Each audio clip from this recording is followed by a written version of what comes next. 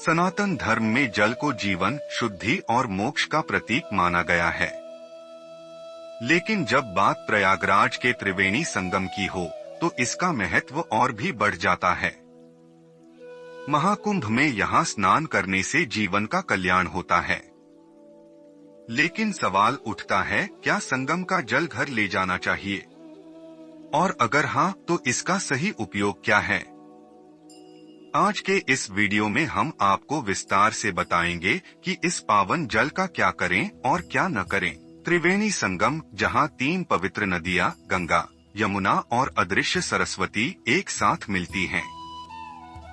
यह केवल 3 नदियों का मिलन स्थल नहीं, बल्कि 3 ऊर्जाओं का संगम भी है: भौतिक गंगा, मानसिक यमुना और आध्यात्मिक सरस्वती। इसीलिए महाकुंभ में संगम का जल ग्रहण करना अत्यंत शुभ माना जाता है। कहा जाता है कि इस जल में अमृत तत्व होता है, जो शरीर और आत्मा को शुद्ध कर सकता है। कहा जाता है कि यहाँ स्नान करने से पापों का नाश होता है और मोक्ष की प्राप्ति होती है।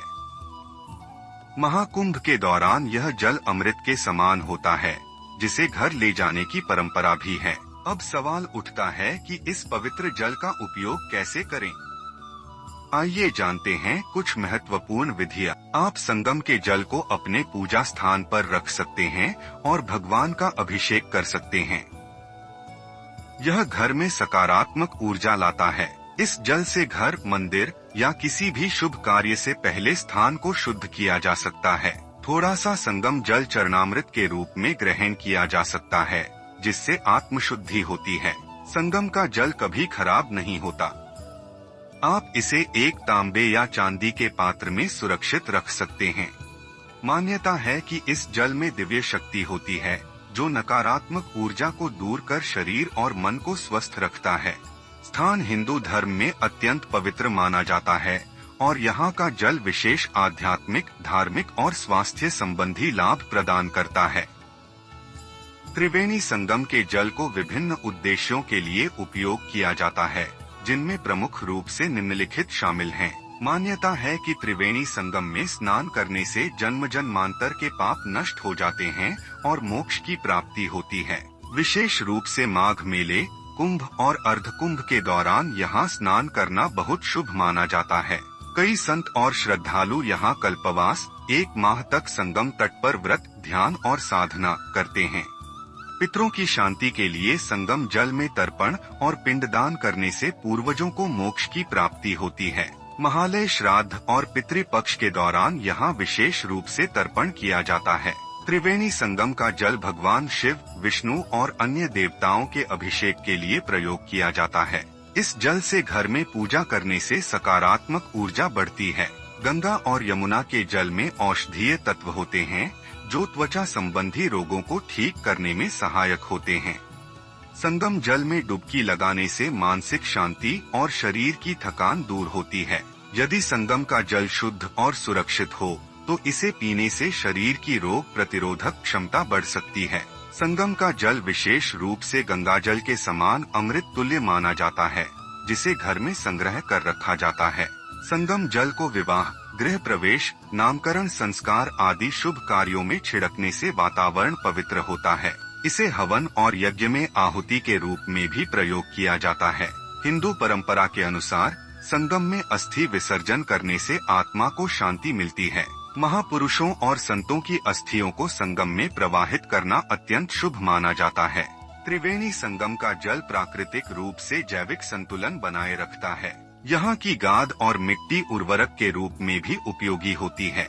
वैज्ञानिक दृष्टि से देखा जाए तो इस जल में कई औषधीय तत्व होते हैं, जो जल को लंबे समय तक खराब नहीं होने देते। त्रिवेणी संगम का जल केवल धार्मिक दृष्टि से ही नहीं, बल्कि स्वास्थ्य, पर्यावरण और सामाजिक परंपराओं के लिए भी अत्यंत महत्वपूर्ण है। इसे श्रद्धा और सम्मान के साथ उपयोग करना चाहिए और जल को प्रदूषित करने से बचना चाहिए। महाकुंभ के जल को घर ले जाने के लिए कुछ नियमों का पालन करना आवश्यक है।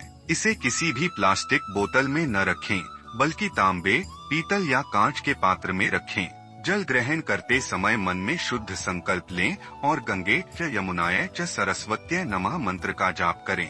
इस जल को ग्रहण करने से पहले हाथ धोकर स्वयं को शुद्ध करें। इस पावन जल का उपयोग कई प्रकार से किया जा सकता है। त्रिवेणी संगम का जल घर के पूजा स्थल में रखें और नियमित रूप से भगवान का अभिषेक करें।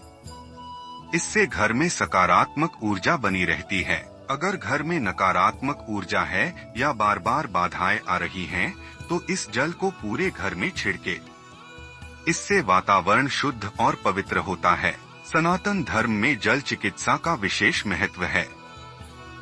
यदि कोई व्यक्ति बीमार हो तो इस जल की कुछ बूंदें जल में मिलाकर उसे पिलाएं और सिर पर छिड़के।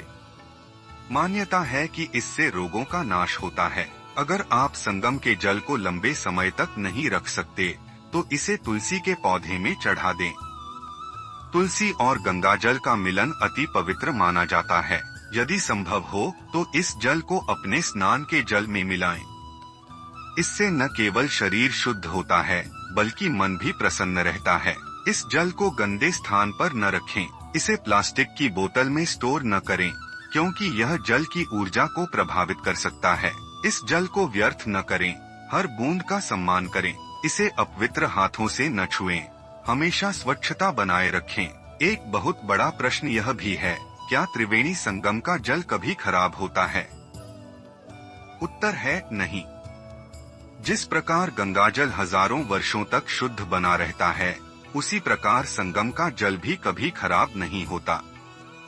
वैज्ञानिक दृष्टिकोण से भी यह सिद्ध हो चुका है कि गंगाजल में ऐसे बैक्टीरिया और मिनरल्स होते हैं जो इसे शुद्ध बनाए रखते हैं।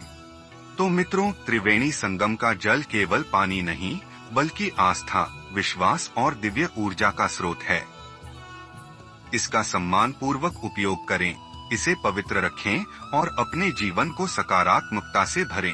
अगर आपको यह वीडियो अच्छा लगा तो इसे लाइक करें, शेयर करें और चैनल को सब्सक्राइब करें।